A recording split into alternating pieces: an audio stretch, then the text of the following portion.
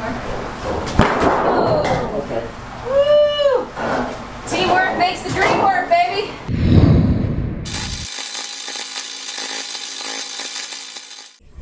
I never thought I would be so excited to go to the dump. 1, 2, 3, 4.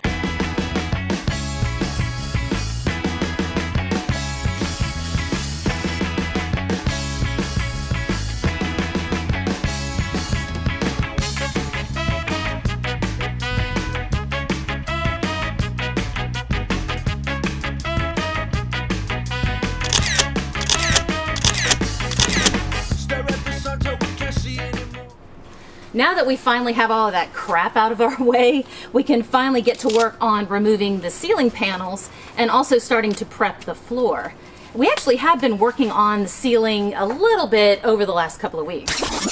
So I just drove up. He got here before I did. I'm gonna look in there and see what he's doing.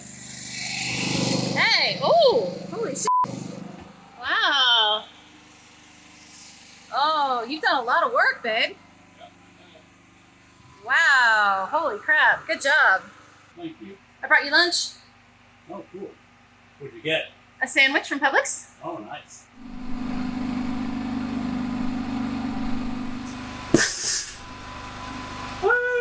Jesus. No, not Jesus. I'm Alex.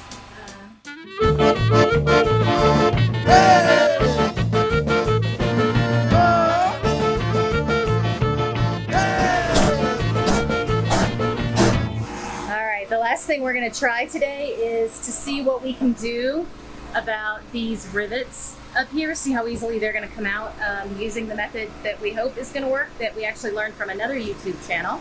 And it looked for him like it went really fast, but he was a pro, so I don't know, we'll see how that goes. Push the pins out from the rivets All right. so that we can then chisel them off. Okay.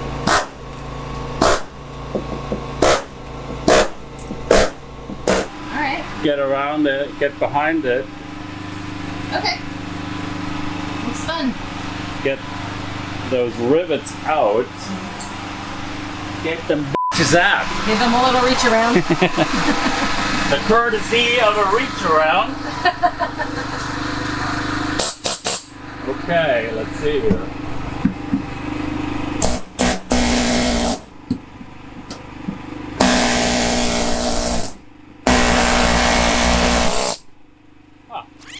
But now that we've gotten so much of that stuff out of our way, I think we'll be able to make pretty good headway on the ceiling and the floor. You know, it's funny, in the last video I mentioned that he and I have different approaches to projects. I'm a very sleep when I'm dead kind of person, whereas he's kind of going, yeah, but there's no reason to kill ourselves, which is of course a far more practical approach. And last night over dinner he says, okay, so just for clarity, tomorrow the goal is not necessarily to get the entire ceiling pulled out. Fine.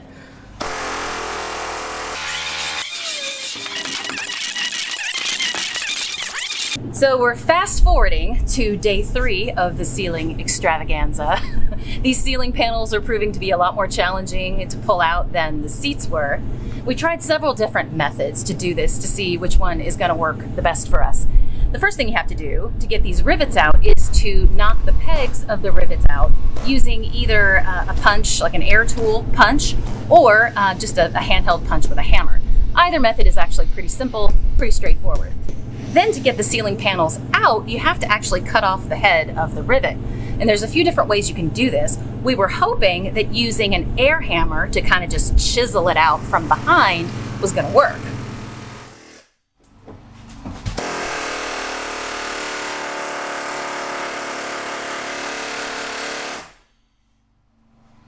Is that breaker flow? And then we ran into this issue with our air compressor and our generator being able to power it properly when it needs to kick back on and fill back up again. So we bought another generator, hooked them up in tandem, and it still tripped the breaker every time it had to go refill. And after a while, we realized we were spending so much time trying to figure out this problem that we weren't actually getting any work done on the ceiling, so we said, all right, that's it. We did eventually figure out what our problem was. We were still using a 30 amp plug when we should have been using a 50 amp plug. So we ordered one, got it in, tested it, and it works great, so we'll have the air compressor for future parts of this project. Unfortunately, it didn't come in until after we were already done with the ceiling. So the next method we tried was to use an angle grinder to actually grind off the head of the rivet.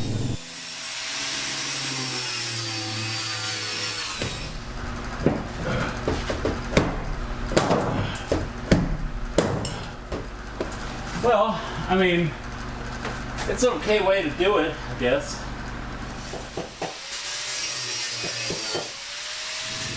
Now, as much fun as using an angle grinder is, holding it up above your head for that long of a period of time is exhausting. And after a while, it starts to feel like in grinding off the head, you're actually kind of deforming the rivet a little bit. And those panels don't pull down easily. You have to go back and re-grind them. And it was taking forever to just get one panel out. So then we decided to try to drill out the head of the rivet by using a drill bit that's slightly larger than the diameter of the post of the rivet. And once you drill it enough, the head of it just pops right off.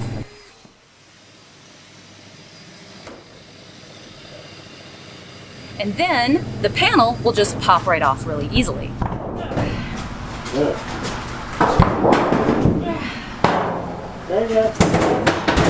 One more.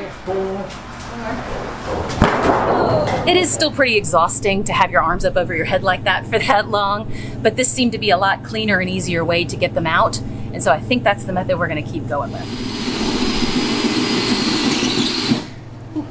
This would probably be a little bit easier with a corded drill. Unfortunately, Alex had to go home with the generator because you got to change the oil pretty quickly after the first time you use a generator, so I am stuck using the battery-powered one for now, which works just fine. It's just that I think my corded drill has a little bit more oomph, so I kind of wish I had it right about now, but this works. The generator you're hearing in the background, by the way, is our next-door neighbors. I guess they're going on a trip, so they've already turned on their generator to get the, refrigerator going and that kind of thing. So you're not hearing my generator, unfortunately, right now.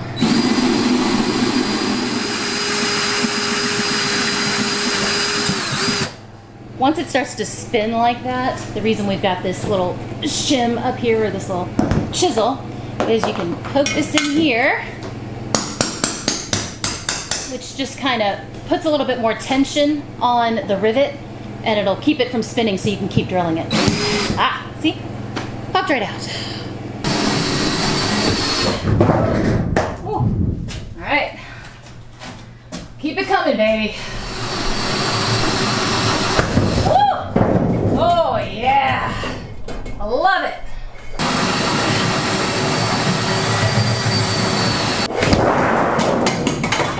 Oh, yes. I am liking this method.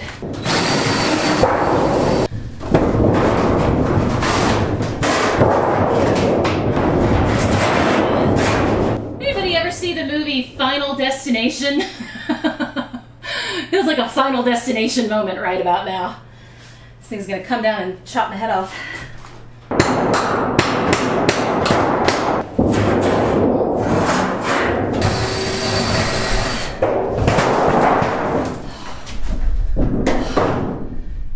Damn, y'all.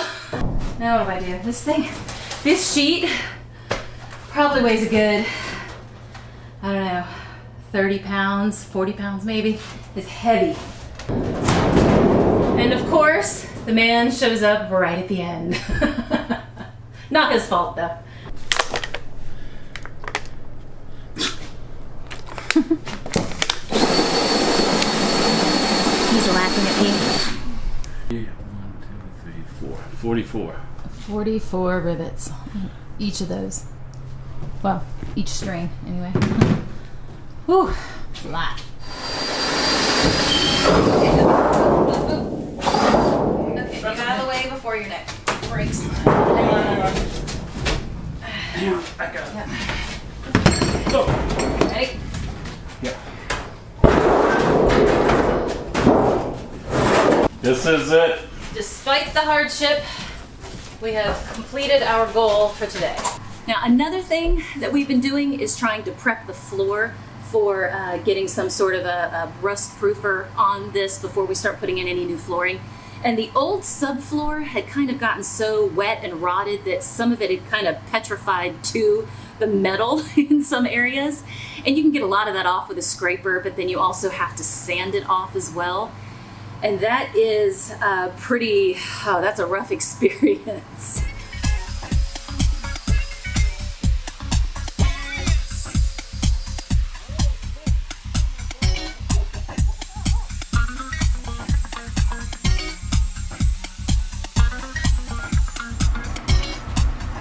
This is probably a really good time to talk about putting money into good safety equipment. And since we're doing this at a storage unit, we're just going to do that a small section every time and then close all the doors and windows and let everything settle, and then come back the next day and sweep and vacuum it up so that we're not getting it onto everybody else that's around us. Can't even see him in there. Close the door. Okay. Now, of course, we could avoid a bunch of these issues if we could just work on it at our house, but, you know, HOAs tend to frown upon such things.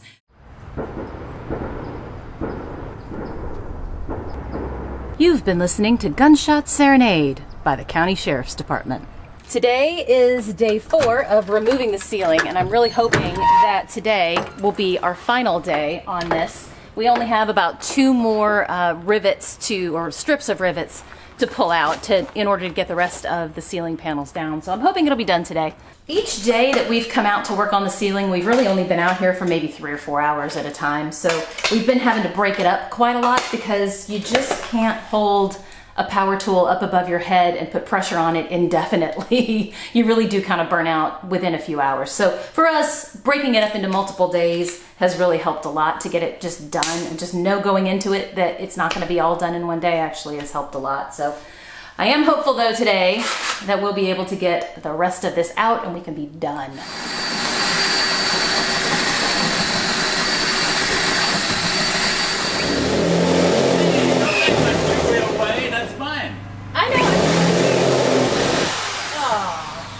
What the hell have we been doing with this battery-powered one the whole time? That just literally came off by blowing at it. So many jokes. Try this bad boy.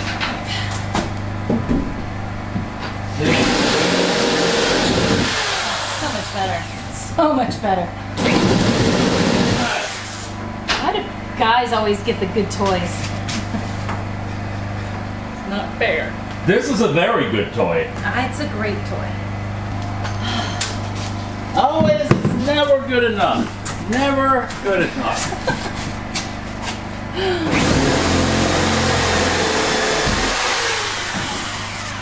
This one is made for, it's a multi-tool. This one is drill only. You know, cannot forget that. This one sucks at drilling out. At drilling screws in. It has very little torque. Oh, okay. It's got speed, but it's got little torque. Speed but no stamina? Yeah, that's what it is. I know some men like that. Oh, damn, that just popped right off. Now they're just falling out. Oh, wait. Not the fast. I wasn't prepared for that.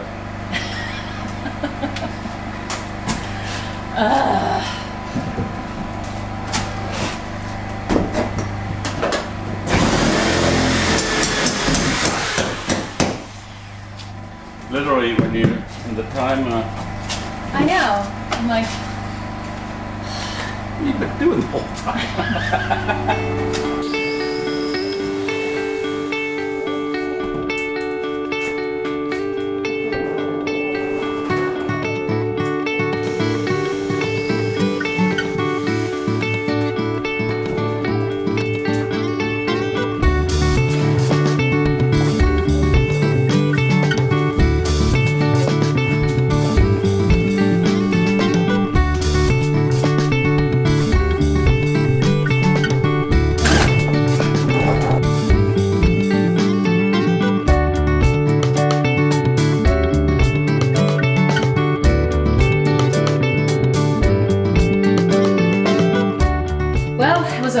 successful day. We did get all of the ceiling out as well as the panel over the front of the driver's seat, so that's fantastic.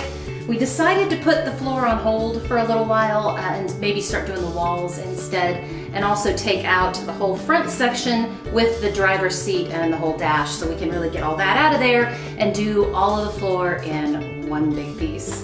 And then maybe at that point we can walk in here and not feel immediately filthy.